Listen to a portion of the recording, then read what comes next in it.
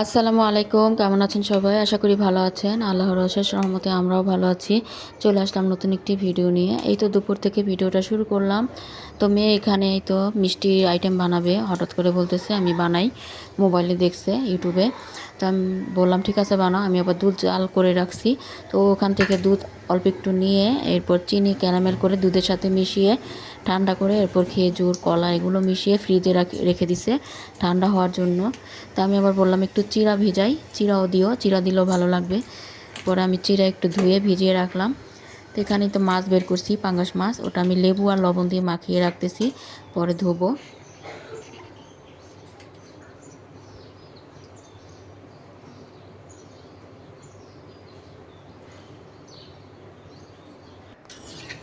তো এই তো মিষ্টি আইটেমটা যে বানাবে ওটা রেডি করে নিতেছে।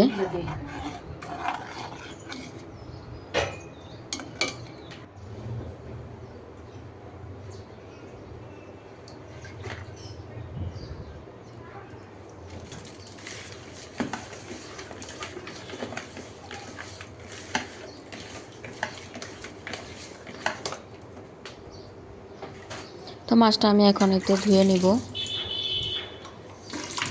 আর কাটাকুটিও করে নিব, কারণ ইফতারের টাইমের অনেক বাকি আছে। তো ইফতারির সব আয়োজন এখনই করে ফেলবো, এরপর সময় হলে ভেজে নিব।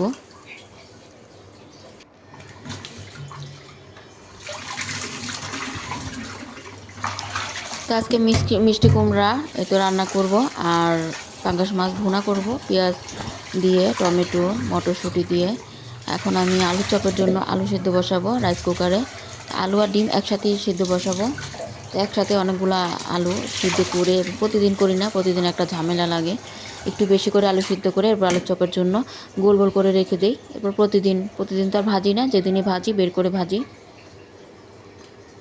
তো এখন এই মিষ্টি কুমড়াটা কাটবো। মিষ্টি কুমড়াটা মাসাল্লাহ অনেক বড় আর ভালোই আছে।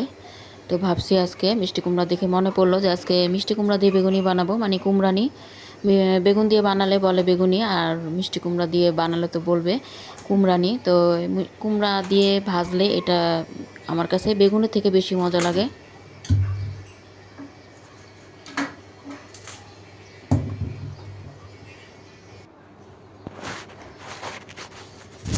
আর মিষ্টি কুমড়া খোসাগুলো ভাবছি ভর্তা বানাবো, কারণ রোজা আসছে পরে কোনো ভর্তা খাওয়া হয় না, অনেক দিন হয়েছে। তো ভাবছি আজকে ধনিয়া পাতা দিয়ে বেশি করে রসুন পেঁয়াজ দিয়ে একটু তেলে ভেজে এরপর খোসাটা আমি ভর্তা বানিয়ে নিব, সন্ধ্যার পরে বানাবো। এই তো কুমড়ানি বানানোর জন্য এখানে কয়েক পিস স্লাইস করে পাতলা পাতলা করে কুমড়া কেটে নিলাম।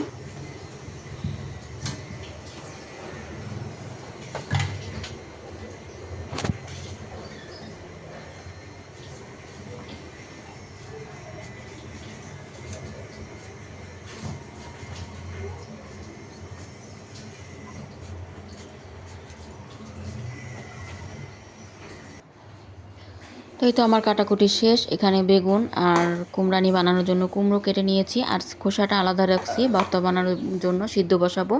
আর এই তো কুমড়াটাও কেটে আমি ধুয়ে কেটে রেডি করে রাখলাম। আর এদিক দিয়ে আমার আলুটাও সিদ্ধ হয়ে গেছে। আর রাইস কুকারে আলু ডিম একসাথে দিয়েছিলাম সিদ্ধ হওয়ার জন্য, তো বেশি সময় লাগে না, মুহূর্তে সিদ্ধ হয়ে যায়। এখানে ডাল বাটা তো রেডি করাই আছে, ওটা বের করে নিলাম। আর এই তো একটু লবণ মাখিয়ে রাখছি কুমড়া আর বেগুনটা। তখন আমি গরম পানিটা ছেঁকে নেব, ঝরা দেব জালিতে। এরপর ঠান্ডা হলে আলু ভর্তাটা বানাবো, আলু ছিলে আর ডিমটাও আমি খোসা ছাড়িয়ে নিব।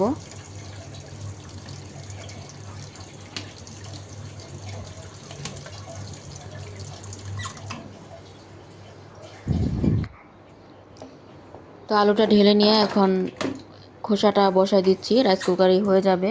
প্রথমে একটু পানি দিয়ে বসালাম, এরপরে পানিটা শুকিয়ে গেলে তেল দিয়ে ভাজা ভাজা করে নিব। আর একটু ধনিয়া পাতা দিব, আর রসুন দিয়ে দিছি, রসুন পেঁয়াজ পেঁয়াজ দিব।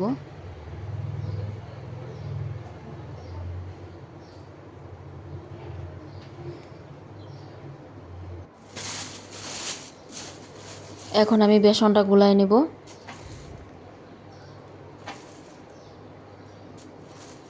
আগে আগে আগে সব কিছু রেডি করে রাখলে ইফতারির সময় শুধু ভাজলেই হয়, তাহলে আর বেশি একটা তাড়াহুড়া লাগে না। তো ইফতারের টাইম আরও 1.5 ঘন্টা বাকি আছে। আমি এখনই সব কিছু গুলিয়ে রেডি করে রাখতেছি। একটু চালের গুঁড়া দিলাম আর বেসন, এখন সব ধরনের মশলা, হলুদ মরিচের গুঁড়া, ধনিয়া গুঁড়া, পাঁচফোড়নের গুঁড়া, স্বাদ মতো লবণ দিয়ে আর একটু খাবার সোডা দিয়ে এখন ভালোভাবে মিশিয়ে নেব।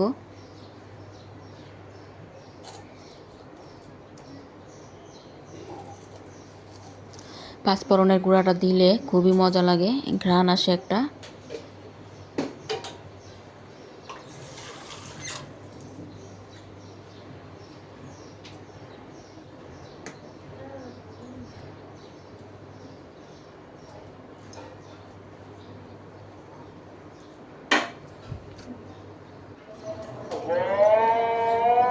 এই তো অফ ক্যামেরা আমি আলুগুলো ছিলে নিয়েছি, এখন ঠান্ডা হয়ে গেছে। এখন আমি ডুলে নিব আর ভর্তা বানিয়ে নিব।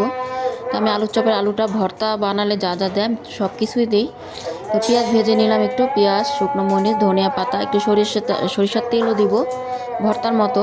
সরিষার তেল দিলে আলুর চপটা অনেক সুন্দর ঘ্রাণ আসে। আর এই ডিমটাও আমি স্লাইস করে কেটে নিব। তো দুইটা ভাজবো না, একটা মানে একসাথে দুইটা সিদ্ধ করে রাখলাম, কালকে আবার একটা ভাজতে পারবো। আর তো এখানে শুকনো মরিচ আমি গুঁড়ো করে রাখছি ভেজে।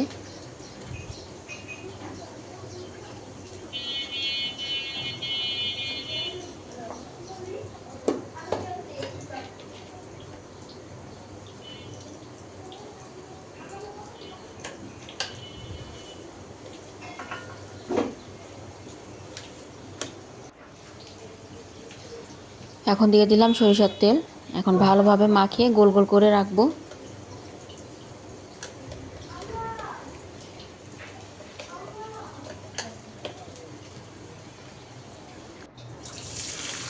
তো ওদিক দিয়ে ইফতারির আয়োজন করতেছি আর এদিক দিয়ে আমি তরকারি বসাই দিচ্ছি। তো মিষ্টি কুমড়াটা এখন বসাবো। তো প্রথমে একটু পেঁয়াজ দিয়ে তেল দিয়ে ভেজে নিয়ে এখন আদা রসুনের বাটা দিয়ে দিলাম।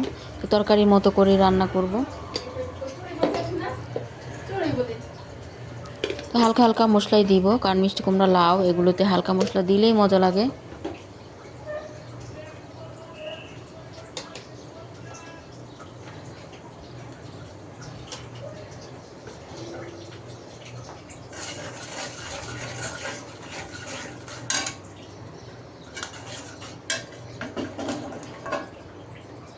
মিষ্টি কুমড়াগুলো দিয়ে দিলাম।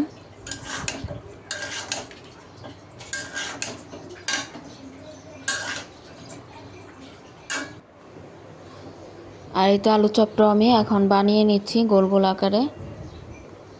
এখান থেকে 3-4টা ভাজবো আর বাকিগুলো রেখে দিব, কারণ অনেক পদের আইটেম হলে 3-4টা করে ভাজতে ভাজতে অনেকগুলো হয়ে যায়।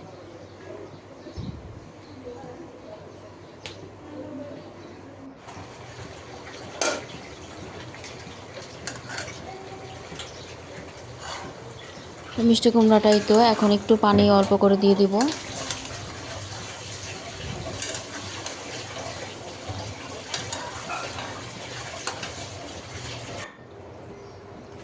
আর এদিক দিয়ে অফ ক্যামেরা মাছ ধুয়ে নিছি। এখন যতটুকু রান্না করব অতটুকু নিয়ে মশলা মাখিয়ে নিচ্ছি, লবণ আর হলুদের গুঁড়ো, মরিচের গুঁড়ো, আর বাকিটা রেখে দিলাম ফ্রিজে।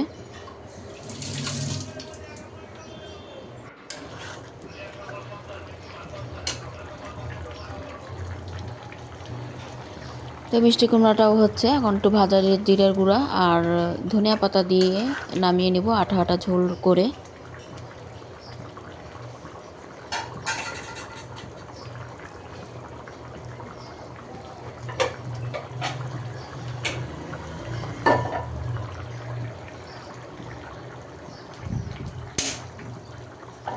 এই মিষ্টি কুমড়াটা গুঁড়া চিংড়ি বা ইলিশ মাছ দিয়ে রান্না করলে খুবই ভালো হয় খেতে, কিন্তু একটু অ্যালার্জির সমস্যার কারণে এগুলো দিয়ে রান্না করলাম না, এমনি এমনি রান্না করলাম। এখন তো মাছটাও ভেজে নিচ্ছি।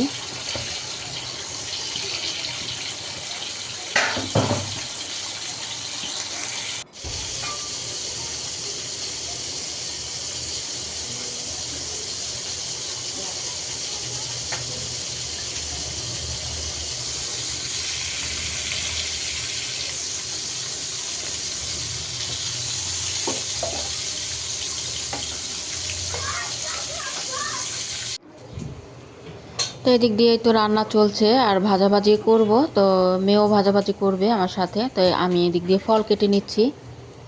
তো একটা আনলো এই বাঙ্গি, তো বাঙ্গিটা দেখেই ভাবলাম যে বাঙ্গির জুস বানাই। তো অর্ধেকটা কেটে নিলাম, এখন বাঙ্গির জুস বানাবো। কারণ এমনি এমনি জুস বানালে খাওয়া হবে, পছন্দ করে খাবে সবাই, কিন্তু এমনি কেটে রাখলে কেউ খাবে না। আমি খাবো কিন্তু মেয়েরা খাবে না, আর জুস বানালে খাবে।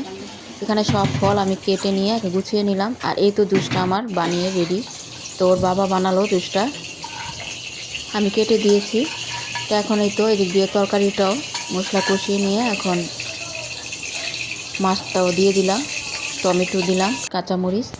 তো মটরশুঁটি দিব কিন্তু বের করতে মনে নাই, তো পরে বের করে এরপরে দিব।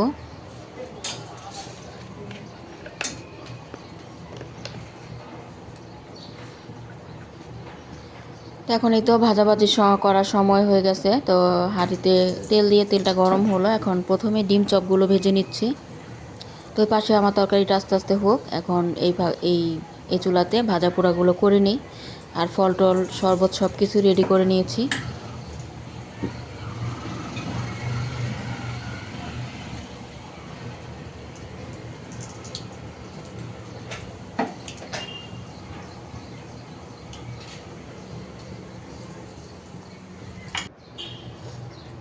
তো ডিম চপগুলো ভেজে উঠিয়ে নিলাম। এখন তো বেগুনগুলো আমি গোল গোল করে করে কেটে নিয়েছি, এখন বেগুনগুলো ভাজবো। তবে বেগুনের থেকে কুমড়া দিয়ে ভাজলে ওটা বেশি মজা লাগে। তো এখন কুমড়ানিগুলো ভেজে নেব।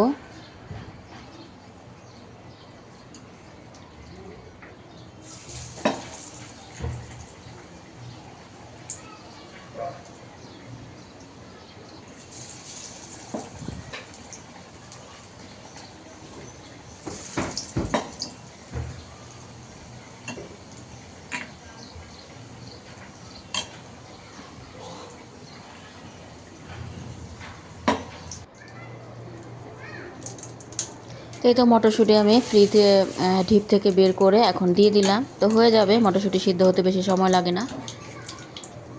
তো কুমড়ানিগুলো ভাজা শেষ, উঠিয়ে নিলাম। এখন আলুর চপ ভেজে নেব 3-4টা।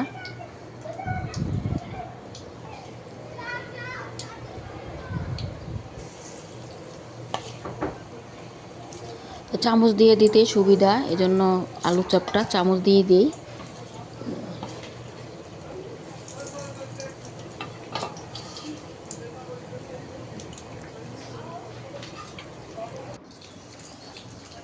তো ওদিক দিয়ে আমার ভাজা পোড়া হচ্ছে, আর দিক দিয়ে আমার তরকারিটাও হয়ে গেছে। ভালোই হয়েছে, আজকে ইফতারির আগে আগে তরকারি রান্না করে ফেললাম। তো সব কিছু কাটাকুটি করে নিয়েছিলাম, এজন্য রান্না করেও ফেললাম। তো এই যে ধনিয়া পাতা দিয়ে দিলাম আর ভাজা জিরার গুঁড়ো দিলাম। এখন এইদিকে সব ভাজা শেষ, এখন পেঁয়াজগুলো ভেজে নিচ্ছি। আর হালিম ছিল একটু, হালিমটাও গরম করে বাটিতে বেড়ে নিলাম। আর ওই যে মেয়ে যে মিষ্টি আইটেমটা বানিয়ে রাখছিল ফ্রিজে, ওটা বের করে নিলাম। এখন তো বাটিতে বাটিতে ঢেলে নিচ্ছি। আর আমি একটু চিড়া ভিজাইছি, তো বলতেছি চিড়াটুকু দিয়েই এটার ভিতরে খেতে ভালো লাগবে।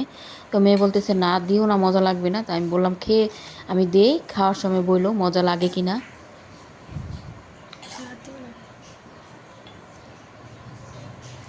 তো চিড়াটা মানে পানি দিয়ে কিন্তু ভিজাইছি, কিন্তু চিড়াটা ফুলে এরপর পুরা ঝুরঝুরে হয়ে গেছে, মানে শুকায় গেছে। এরপরেই তো ইফতারির টাইম এখন। তো শরবতটা আমি ঢেলে দিচ্ছি, আর এই তো বাঙ্গির জুস।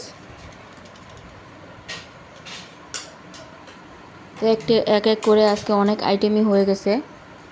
তো বাঙ্গিটা তো শেষ মুহূর্তে নিয়ে আসছে, এজন্য জুসই বানিয়ে ফেললাম, কারণ এমনি কাটলে খাওয়া হয় না। তো চারদিকে আজান দিয়ে দিল, এখন বিসমিল্লাহ বলে ইফতারটা করে নিব সবাই মিলে। গুড় আর ট্যাং মজা তো।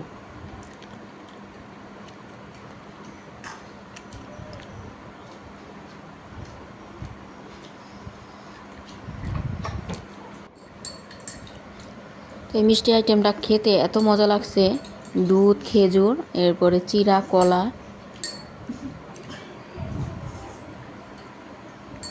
আর এটা খেলে অনেক স্বাস্থ্যসম্মত, পেটটা ঠান্ডা থাকবে।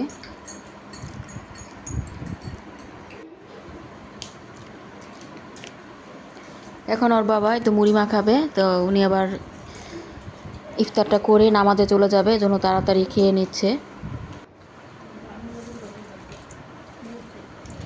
তো নামাজে যাবে এজন্য তাড়াতাড়ি মুড়িটা মাখালো, তো অল্প করে খেয়ে চলে যাবে, বাকিটা মেয়েরা আস্তে আস্তে বসে বসে খাবে।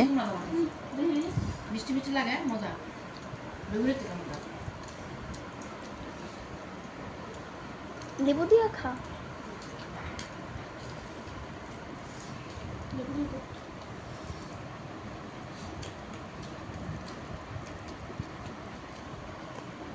লবণ দেখি লাগবো না, আমি দিলে কাম হইব না। তো ইফতারের পরে অনেক কাজ থাকে, এতগুলো সব কিছু গুছাতে, পরিষ্কার করতে, ধুতে অনেক সময় লেগে যায়। তো খেতে তো ভালোই লাগে, খাওয়ার পরে মানে কাজ অনেক বেড়ে যায়। তো আমি ফল ফ্রুটস খেয়ে বসে আছি, নামাজ পড়বো। তো খাওয়া দাওয়ার পরে এই তো দেখেন কতগুলা ধুয়ে নিচ্ছি। তো ধুয়ে এখন একটু ঝরা ধুয়ে নিচ্ছি, পানি ঝরলে এরপর গুছিয়ে রাখবো।